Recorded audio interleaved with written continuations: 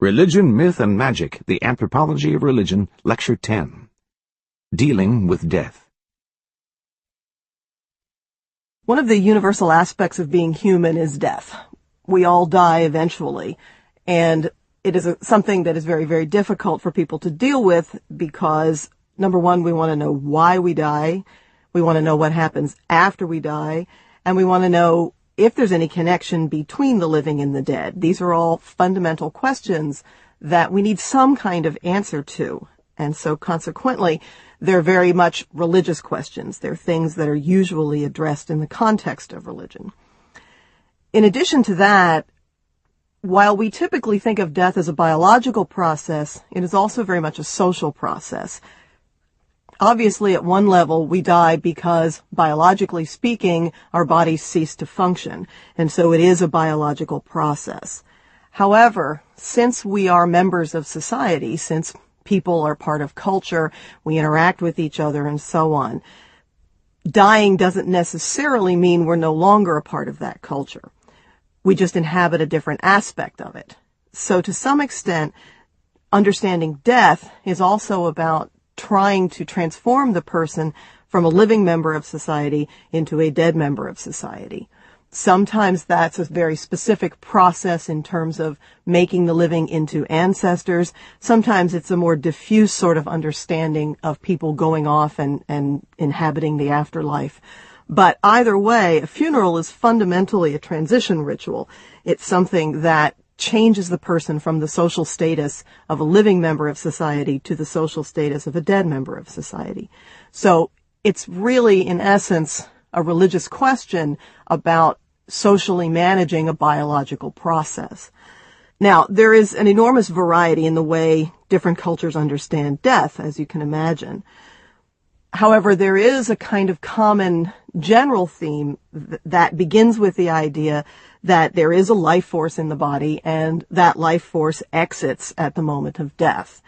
What happens after that is, of course, enormously complex. But in U.S. culture, it's something that we call the soul. We see ourselves as having one. And in some traditions in U.S. culture, some religious traditions, we tend to think of this as something that is eternal and lasts and so on. We'll come back to that in just a minute.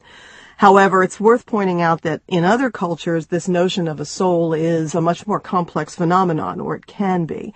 Many cultures see humans as having multiple souls, more than one, and each of them has a different part to play. So there may be a part of the life force that is about consciousness. There may be a part of the life force that is the piece of us that goes out in dreams and things like that. The Jivaro of Ecuador give us one example. They believe in 3 souls, only one of which gives life to the body. The other 2 are involved in other more complex aspects of life. And in Benin, West Africa, there is a belief of 3 souls. One of them is the personal soul, the one that, in a sense, makes you unique. We might think of it as a personality. Another soul that they have comes from the ancestors, so it provides that link with all of the people that came before them. So there are many different kinds of complex ways to understand the life force, whatever it is that animates us, that is no longer with us after death.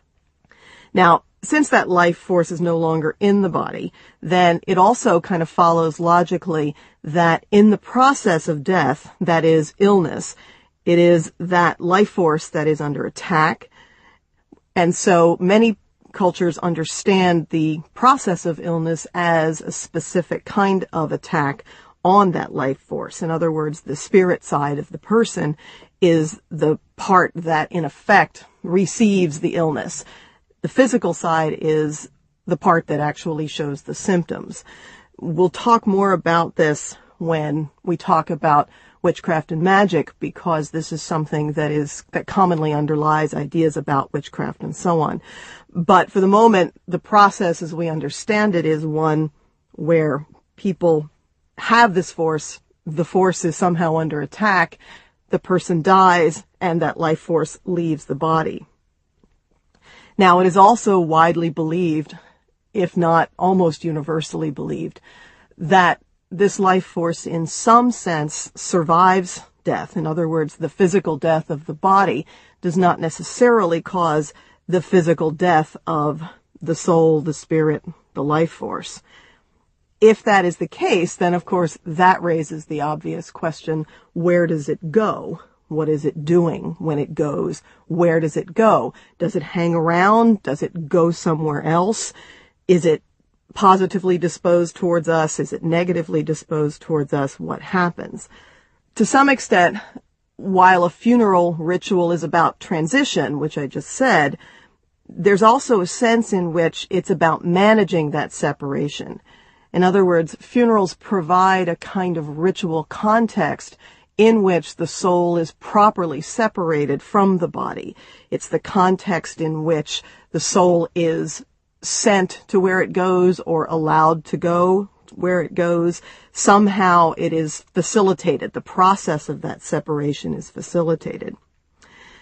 In traditional U.S. culture, which is largely about a Judeo-Christian understanding of the human experience, we tend to see the body and the soul as two separate things, but those two things are united while an individual is alive. In traditional Christian belief, at the moment of death, the soul effectively leaves the body, and there is not generally any understanding that that process needs any help.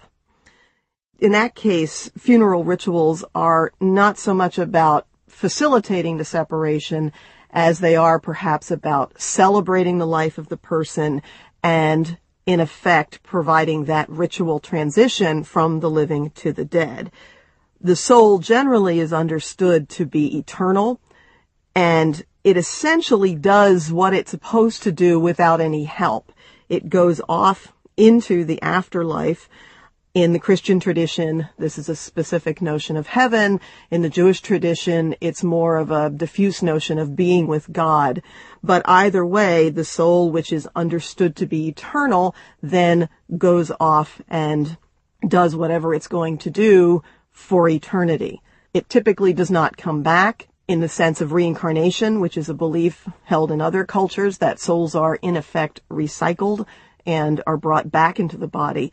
But rather, in the Christian tradition, the soul, once it has had one life, is basically finished, and off it goes. Now, the body, on the other hand, is a much more problematic concept in some ways in traditional Christian religion.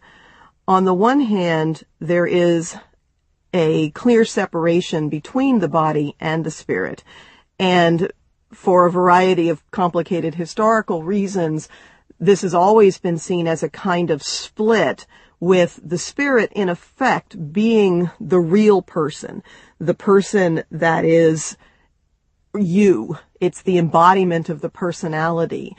The body, in a sense, is sort of almost a container. It's something that holds the spirit, but the spirit is the essence of the person, and it is then, of course, the spirit that survives death, the spirit that ultimately goes to the afterlife. In some sense, then, it should follow that the body then is no longer of any use. It can be disposed of, and that's the end of that. However, we also have complex associations with the body. We tend to think of it as the person, even though at the same time we think of the spirit as the person. We associate the physical presence of an individual with their physical appearance. That's who they are. It's their physical body as well. And so, while on the one hand, in most traditional Christian views, the body really isn't important, at the same time, socially, we have all sorts of ideas about the body that make it problematic for us to deal with. And so, while on the one hand you would think that we don't care anymore once the individual has died, what happens to the body, yet we spend an enormous amount of time and effort preserving the body. We have strong prohibitions about decomposition. A decomposing body is considered to be sort of disgusting and nasty. It's something we don't want to even think about. And so we tend to spend a lot of effort making the body look nice for a funeral. We want to delay the idea of composition to a point where we don't have to witness it. So bodies are preserved They are put in caskets which tend to be airtight to at least give us the impression that it's not going to decompose anytime soon. We try to minimize any appearance of decay, and that way we can retain a vision of the person, in a sense, as the whole person that we remember them, as we remember them. So on the one hand, I think there's probably general agreement in U.S. culture that the real person is the spirit, but we have sort of complex, somewhat contradictory notions about the meaning of the body. On the one hand, it's just a shell that holds the spirit and shouldn't be important. On the other hand, we do seem to have this notion that the body should be preserved in some way, and we take a certain amount of effort to make that happen. One of the things I love about anthropology is it makes you look at your own beliefs in ways that you haven't looked at them before. And so, to provide a sharp contrast with this series of ideas, an anthropologist named Peter Metcalf has a wonderful article called Death Be Not Strange. The article is about the funerary practices of a group of people called the Barawan, who live in Borneo, one of the islands in Indonesia, not far from Indonesia. For the Barawan, the funerary ritual is a complex 4-stage process. There are a series of initial rites after death, things that we might consider to be more traditional mourning rituals. People are sad and they grieve and so on. After that, however, things get strange from our point of view. The body is then stored by the family, usually in the longhouse itself or on a platform in a nearby graveyard. But the body is allowed to stay above ground specifically for the process of decomposing. The reason for this is that for the Barawan, there is an understanding that the spirit is somewhat reluctant to depart. It's had a good life. It wants to stay around its loved ones. And as long as the body is around, as long as the body is in some sense intact, the spirit isn't going to leave. However, it's going to get increasingly irritated about being dead. It's going to be frustrated, and it is theoretically possible for it to cause illness and so on. So the central belief for the Barawan is that at the moment of death, the body and soul are only partly disconnected. It really isn't until the body is fully decomposed that the spirit is officially released and can go to the afterlife and take its place as a properly transitioned human being. After the body is then decomposed, there is another ceremony, a third stage, in which the bones are gathered up. There is, at that point, nothing left of the body but dry bones. The bones are gathered up. There is usually some kind of a feast to celebrate the fact that the spirit has now been released to the afterlife, and then the bones are usually interred in the fourth stage in a kind of mausoleum or a sort of house for the skeletal remains. Now, in addition to the fact that you have a spirit sort of wandering around, frustrated and unhappy, waiting for the body to decompose, there is also a series of beliefs that the decaying body itself can potentially become reanimated by evil spirits. They're not human. They're just sort of evil spirits that hang around. And so while the body is decomposing, there is this underlying kind of anxiety for the Barawan that it may suddenly come back to life. And so you have a potential nightmare scenario in which a rotting, partially decomposed, zombie-like creature is wandering around. It can't be killed because it's already dead. And so it's this kind of horrifying vision, which is why for the Barawan, there is a concern to keep an eye on the decomposing body. So unlike the U.S., where the body is in effect sort of put away, it's stored somewhere else where we can't see it and can't be confronted with it. For the Barawan, there is this very deep concern that the decomposing body be somewhere where people can kind of keep an eye on it just in case it gets reanimated. Now, in a kind of very nice exercise in cultural relativism, Peter Metcalf, as he was sort of understanding and witnessing these various beliefs, was asked by the Barrowan, well, what do you do with your dead? And so Metcalf explained how we preserve the body and we put it in a nice preservative box and we bury it under the ground. The Barrowan were horrified. They thought this was the worst thing they had ever heard in their life. They could not imagine why somebody would do this to their loved dead, because on the one hand, you're preserving the body and therefore you're retarding decomposition. You're not letting the spirit go. You're keeping it around frustrated and unhappy. And not only that, but you've got cemeteries full of potential zombies out there. So they were just absolutely, they couldn't believe it. They thought he was making it up. They sort of said, you must be joking. And Metcalf was, in fact, and at the end of the story, he actually was unable to convince them that we really did this. And so he said, no, actually, I've just made it up. You're right. We just let them decompose like you guys do. So it's an interesting kind of thing if you think about it from the perspective of the assumptions that we make about how the dead are understood, how the connection between the soul and the spirit works, and so on. Now, this idea that the souls of the dead may hang around and cause trouble is a relatively common one cross-culturally. Again, it's a kind of logical extension of the fact that if you enjoy life in general, then being dead is not going to be a good thing. And so you can imagine a dead spirit wanting to try to hang on to life.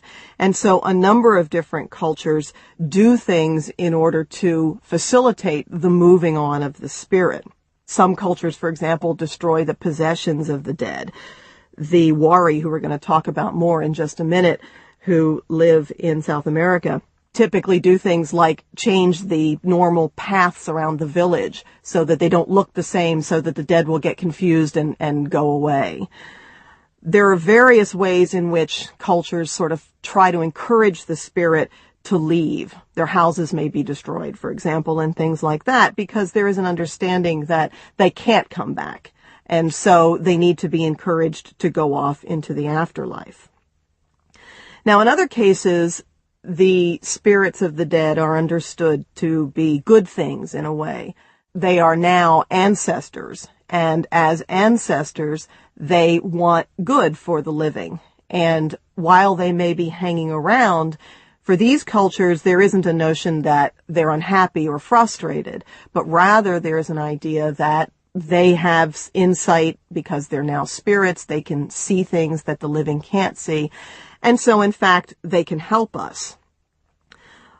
One interesting example of this sort of notion is in Papua New Guinea, that happy playground of anthropologists. Anthropologists have spent an enormous amount of time studying in Papua New Guinea for some reason. But in any case, a group of people called the Wape who hunt for animals as part of their subsistence.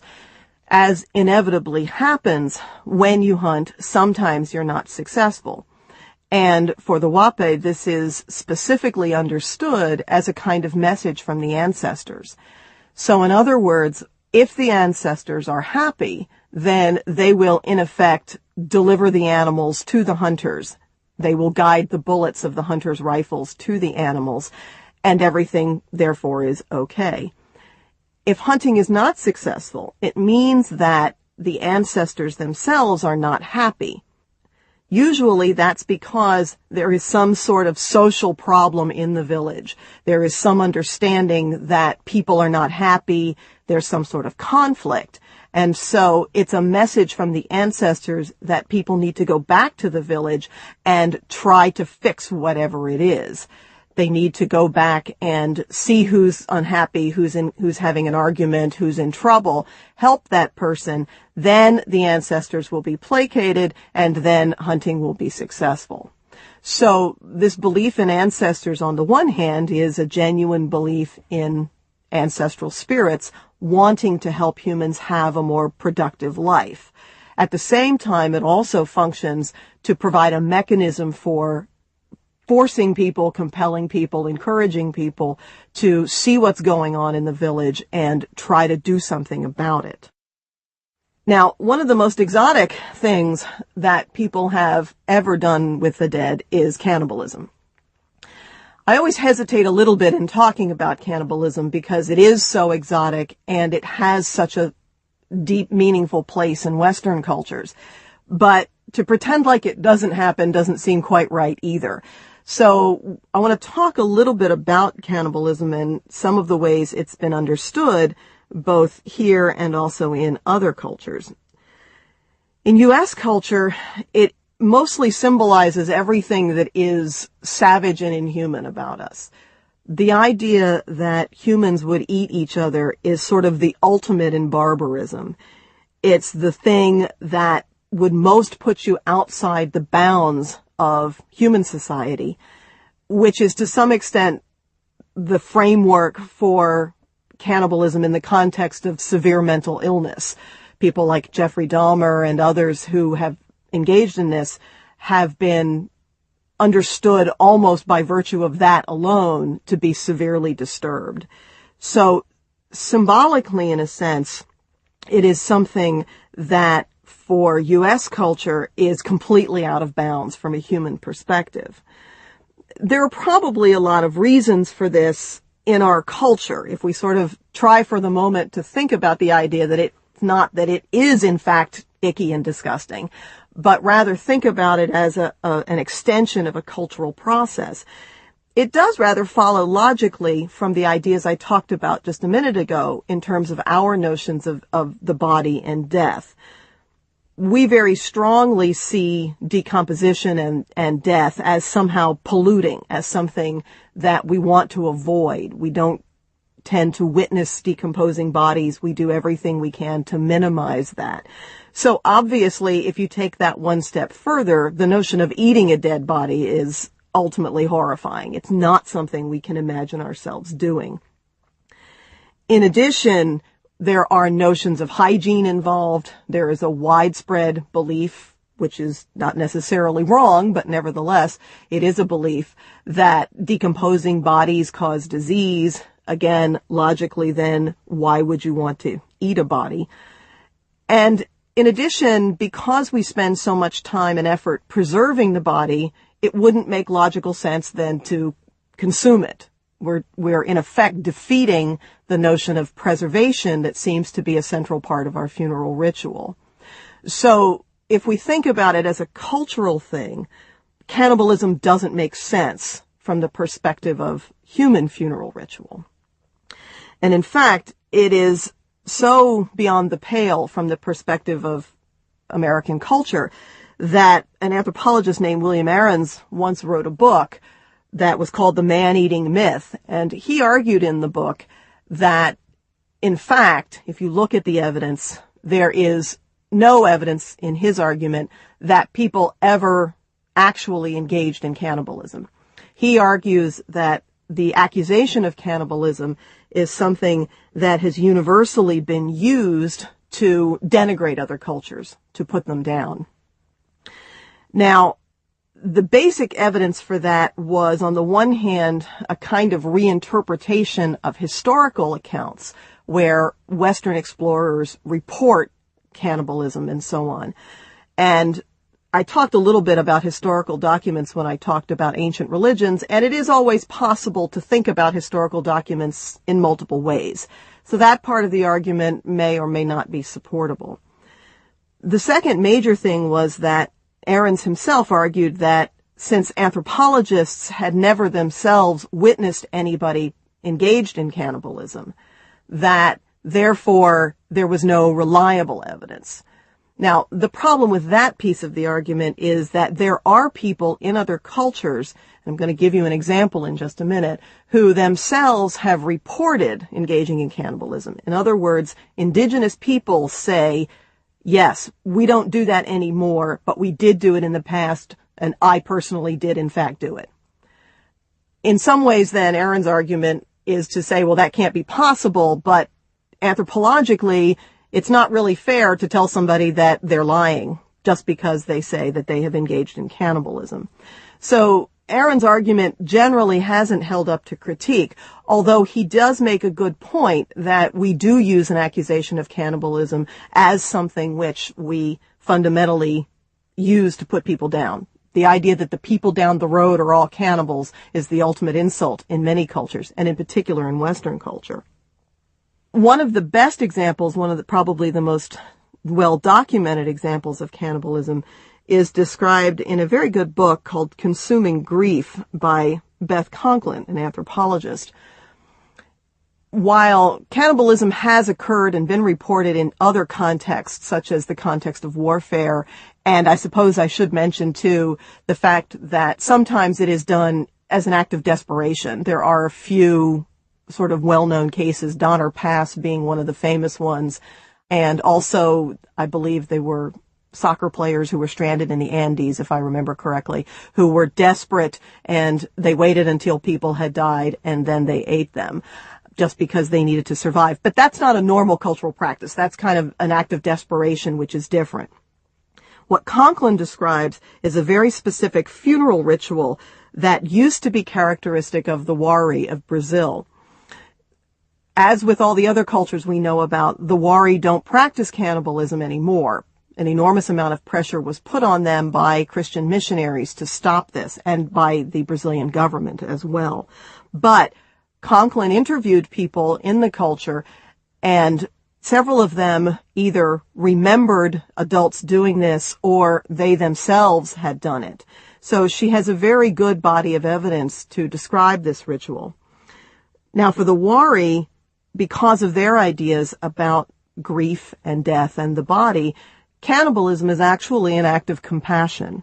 They see it as the most respectful way to deal with a body. For them, to put it in the ground would be nasty. The ground is dirty, it's wet, it's cold, and it's polluting. And to put a body in the ground is seen as insulting. It was seen as something that you would not do to somebody you cared about. And in fact, when the Brazilian authorities attempted to put pressure on people to bury the dead, initially there was enormous resistance for this reason. They felt that it was horribly sad, that it was a dreadful thing to do to somebody that you cared about. By contrast, by consuming the body, they were really doing two things. One of them was they were literally incorporating the substance of the person into the community.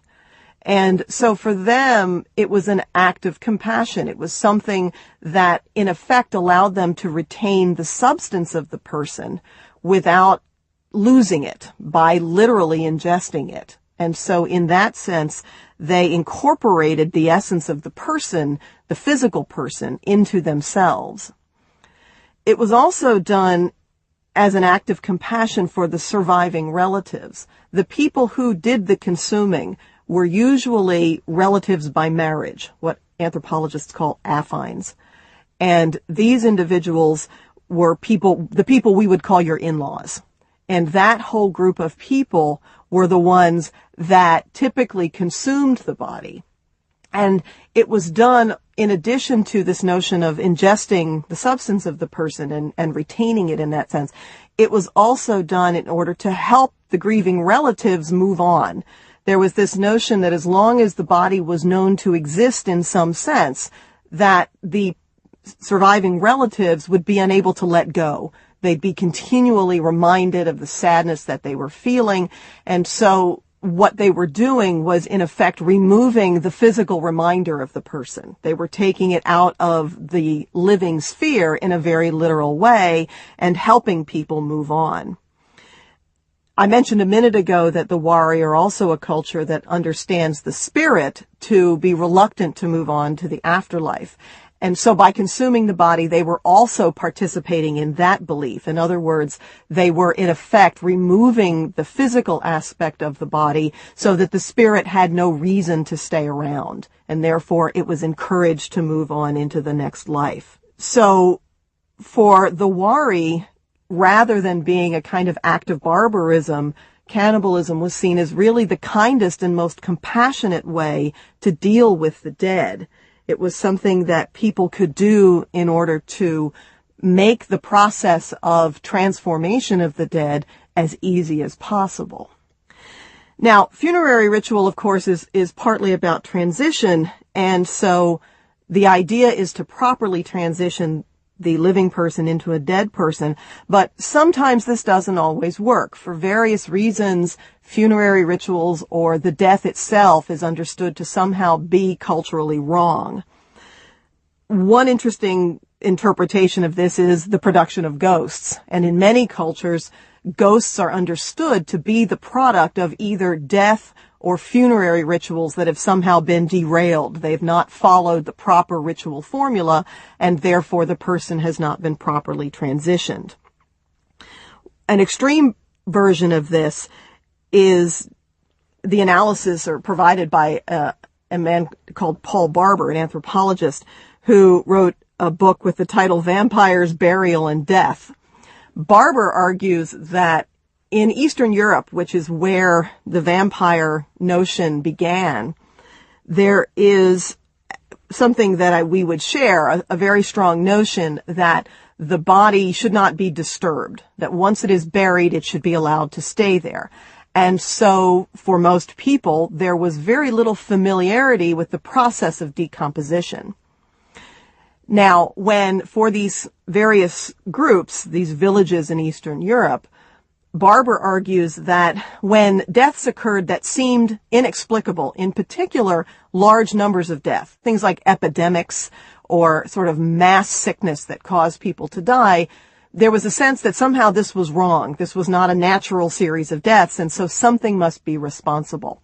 And so the idea that a vampire might be responsible is one method of explanation. So what would people do? They would go dig up the person that they thought would be the vampire, typically somebody who may have harbored a grudge or been strange or odd or marginal. And what they would find is that the body was not, in fact, decomposing the way they expected it to. Now, expectation here is everything. Most of us have a kind of folk notion that the body just sort of melts away. But in fact, a decomposing body is quite active. It produces gases. Parts of it move. It doesn't move in the literal sense, but this is unpleasant to think about, but it sort of bubbles and bits of it tend to fall off, and it may make noises as gases are emitted.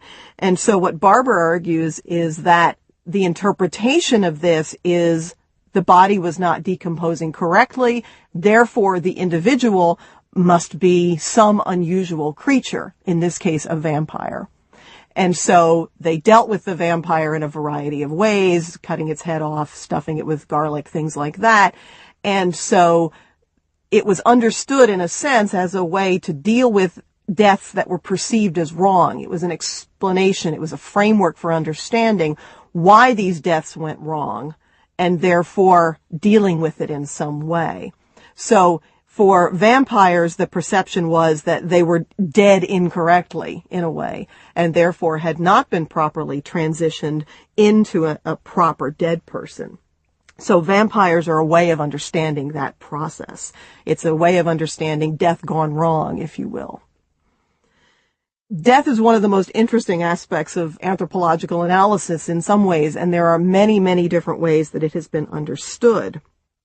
The key thing is to realize that it is, in effect, a social process in addition to a biological process. And so, as a result, death is something that must be socially managed. When it goes right, the dead properly become the dead. When it goes wrong, the dead can cause all sorts of potential problems. Now, death, of course, is closely related to illness. It is often understood to be the product of magic and so on. And so, to some extent, if we back it up one step, we need to look at the process by which death, illness, and so on are understood. This is most commonly in the context of magic and witchcraft, and we will turn to that subject next. This ends Lecture 10.